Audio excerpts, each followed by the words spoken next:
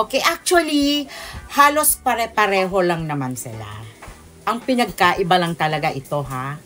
Magkakaiba kasi ng making charge. Kaya yung Hong Kong, mas mahal sa Japan, and then yung Japan, mas mahal sa sinasabi nilang Saudi or Turkey gold.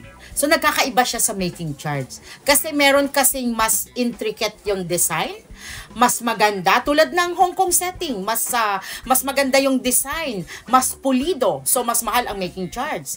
And even Japan, maganda yung design, mahal yung making charge. So, ang Saudi kasi and Turkey, mas produce, mas maliit yung making charge. Kaya medyo mura. Sa making charge lang yan nagkakaiba. Kaya, kunting-kunti lang naman yung mga difference. Wow, ito. Tulad nito, Japan. Ito yung sinasabi nating Hong Kong. Ayan, mga Hong Kong setting. And, syempre itong mga suot ko yan, Hong Kong setting yan. So, yung design niya, napakaganda.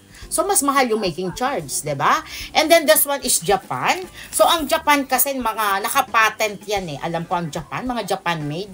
So, mas mahal din yung making charge niya. Mas mahal yung sa Hong Kong. Pangalawa yung ating Japan. Ayan, tulad nito, Japan. Isa-isa lang ang design. And sa ating namang mga Saudi, yung sinasabi ko na mass produce natin, yung mga ganito. Galing siya ng Turkey, galing siya ng Saudi. Actually, sinasabi lang nilang Saudi, pero actually galing siya ng Turkey. So, minamass produce ito. Tulad nitong mga ganito, mass produce siya, kaya mas mura lang. So, ganito, mga tipong mga ganyan. So, minamass produce siya, kaya mas mababa lang yung kanyang making charge. Okay? So, syempre, mas marami, maghahati-hati sila doon sa making charge, kaya mas murang binibenta.